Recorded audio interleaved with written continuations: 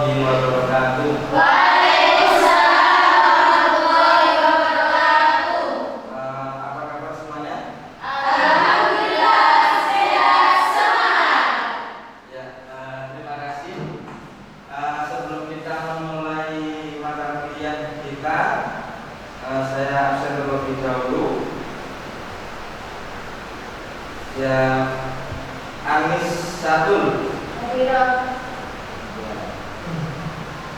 Mbak Faridatul. Ya. Oke, ini materi yang ke-12, yaitu terkait dengan pendidikan karakter dan strategi implementasinya. Oke, baik, kita mulai ya. Ya. Kita lihat di posisi ini dulu.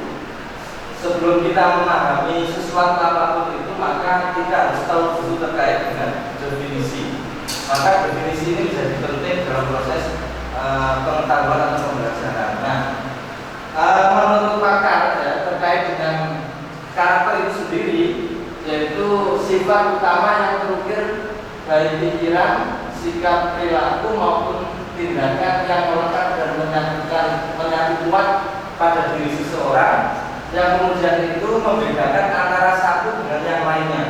Nah, itu karakter. Karakter itu menjadi ciri khas masing-masing orang yang bisa membedakan antara satu dengan yang lainnya. Nah, sekarang pendidikan karakternya. Pendidikan karakter itu ini menurut Likona, Thomas Likona itu juga menjadi sebagai guru ataupun praktisi dalam pendidikan yang juga khusus terkait dengan pendidikan karakter. Nah, menurutnya yaitu usaha yang disengaja untuk membantu seorang sehingga ia dapat memahami, memperhatikan dan melakukan nilai-nilai etika yang inti atau substansinya. Nah, teman-teman mahasiswa begini, kalau kita mau mendidik anak-anak kita nanti atau murid-murid kita nanti, maka yang perlu kita perlu kita usahakan yaitu merekayasa melalui rekayasa yang baik untuk menjadikan anak didik ataupun peserta didik itu menjadi lebih baik dan lebih baik. Nah, itu harus disengaja, tidak kemudian karakter itu tanpa sengaja atau hanya bisa melalui dirinya sendiri, tidak, tapi bisa jadi melalui faktor yang lain atau faktor eksternal melalui diri guru itu sendiri. Nah, kita lanjut terkait dengan konsepnya. Konsep pendidikan karakter itu dalam hal 3 hal ini: pengetahuan, ya, knowledge-nya, terus yang kedua yaitu sikapnya atau perasaannya, perasaan di dalam hatinya itu sendiri. Yang ketiga itu adalah kaitannya dengan perilaku. Nah, perilaku itu adalah ekspresi dari pengetahuan dan perasaan. Ya, misalnya Anda kalau melakukan sesuatu hal, maka itu pasti dilatar belakangi dari pengetahuannya dulu.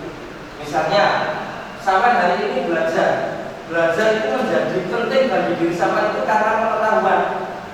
Sampai mau datang ke sini, ya, itu adalah karena pengetahuannya yang sudah memahami bahwasanya pendidikan itu penting. Yang kedua, sikapnya, perasaannya, suka belajarnya itu ada, maka kita mau berangkat ke sini itu juga berdasarkan landasan perasaan. Nah, ini ketiga hal ini harus saling sinkron, saling berkesinambungan. Kita lanjut di slide selanjutnya. Nah, ngomongkan pendidikan karakter itu pasti ada kaitannya dengan nilai. Sebetulnya nilainya apa sih? Nilai karakter itu diambil dari mana? Maka pengambilan itu melalui agama, Pancasila, budaya, dan tujuan pendidikan nasional. Ini yang kemudian bisa mewujudkan, bisa menumbuhkan atau memunculkan yang namanya 18 nilai karakter ini, yaitu mulai dari religius.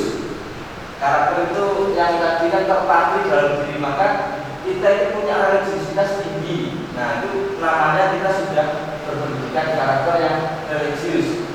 Kita jujur, kita toleran, kita disiplin, dan sampai yang terakhir ya kita menjawab.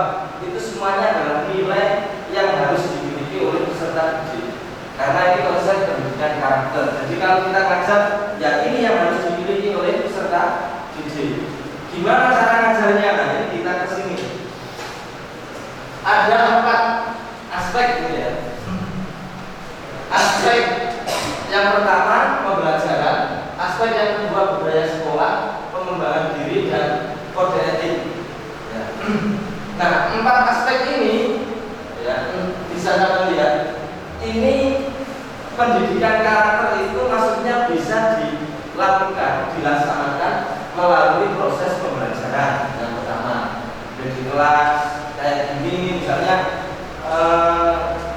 tanggung jawab sebagai mahasiswa misalnya mengerjakan tugas, ya berarti itu adalah kita bikin nanti maksudnya saya sebagai dosen itu akan memberikan tugas dan saya akan menilai oh ini tanggung jawab dan tidak, mana yang tanggung jawab dan mana yang serius dan tidak, maka saya bisa menilai tanggung jawaban mana antara Mbak Dewi dengan yang lainnya misalnya seperti itu. Nah, ini bagian dari pendidikan karakter. Yang kedua yaitu melalui budaya sekolah. Sekolah di madrasah yang dulu pernah saling segai atau pernah saling tempati untuk belajar itu pasti ada budaya yang melekat di situ. Budaya sopan santun, budaya apa namanya biasanya 5M, salam dan seterusnya itu namanya sudah membudaya. Nah, ini harus diciptakan untuk menjadi pegangan sebuah proses pendidikan karakter. Yang selanjutnya pengembangan diri ini melalui kegiatan di apa namanya di lembaga atau madrasah yang sama dulu tadi. Misalnya itu ada pengembangan diri terkait dengan olimpiade. Jadi rasa ingin di situ itu memunculkan rasa ingin tahu. Ada apa namanya sebuah apa namanya ekstrakurikuler ya, pengembangan diri melalui kegiatan olimpiade. Nah, di olimpiade itu pasti kan diajarkan untuk siswa itu ingin tahu terus. Oh, sudah tahu terkait dengan rumus matematika ini, misalnya olimpiade matematika. Pengen di olimpiade PAI misalnya. Pengen sudah tahu terkait dengan akidah akhlak, maka harus tahu lagi terkait dengan fikih, harus tahu lagi. Nah, itu menciptakan rasa ingin tahu. Di situ tadi ada nilai rasa ingin tahu. Ini bagian dari proses pendidikan karakter. Yang terakhir itu menyusun, ini terkait dengan kode etik. Menyusun kode etik ada aturan. Dimanapun lembaga itu pasti ada aturan. Maka ini termasuk yang bisa digunakan ketika kita sebagai guru nanti. Oh, kita harus bikin kode etik supaya ada proses pendidikan karakter, mendidik karakternya peserta didik.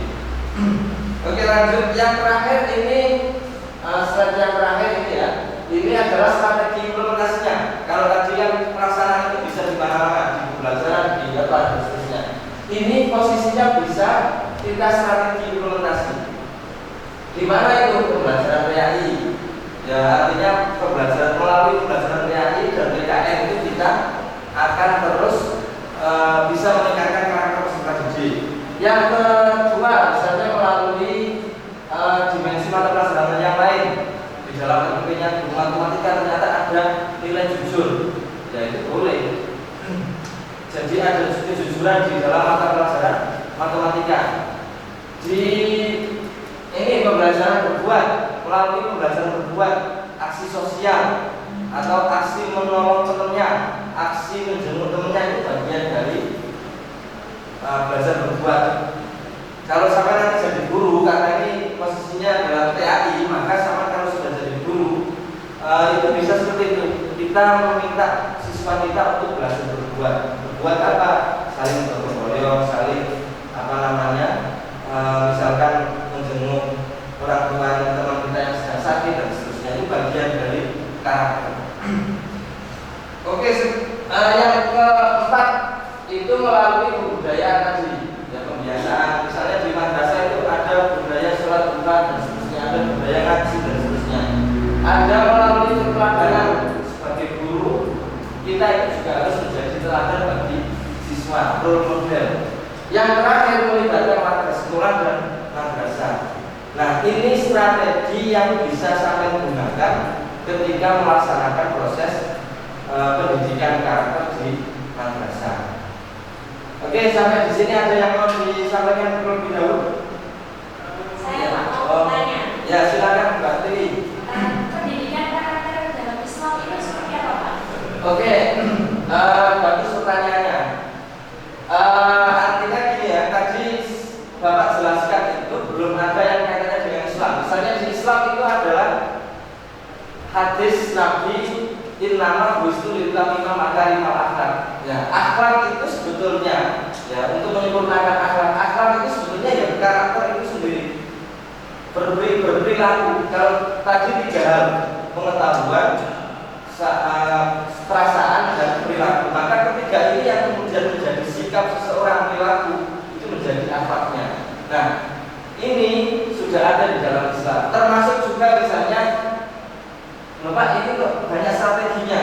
Di Islam itu sudah mengajarkan itu, yaitu bahwasanya kul mauludin yulad fitrah. Jadi setiap yang dilahirkan manusia itu semuanya adalah suci, sehingga yang bisa mempengaruhinya atau jadi belum itu atau belum itu menurut belum sama halnya dengan kertas putih. Kertas putih ini, kalau kertas putih ini kemudian ada coretannya, siapa yang mencoret maka dia yang mempengaruhi kertas putih. Nah, itu adalah bagaikan karakter yang di dalam Islam itu bagaikan kertas putih yang kemudian itu bisa dipengaruhi oleh lingkungan, termasuk kita, termasuk orang tua, termasuk teman, termasuk sekolah dan seterusnya. Itu pendidikan karakter. Oke, saya kira cukup itu ya. Ya.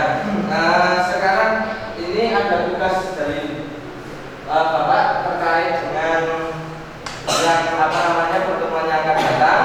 Nah, ini mahasiswa silakan datang ke lembaganya masing-masing yang dulu, SMA-nya mana, itu silakan datang. Di sana untuk apa, Pak? Cari informasi, interview, ataupun observasi melihat proses pembelajarannya. Ada nilai-nilai karakternya apa misalnya? Ada strategi karakter, strategi pembelajarannya, atau strategi untuk menanamkan nilai karakter itu seperti apa? Itu sampai gali di lembaga. Ini bagian sampai untuk inquiry, mencari di lapangan, di madrasah. Oke, itu informannya bisa melalui bapak kepala sekolah ataupun guru yang dulu mengajar di tengah. Oke, bisa dipahami ya?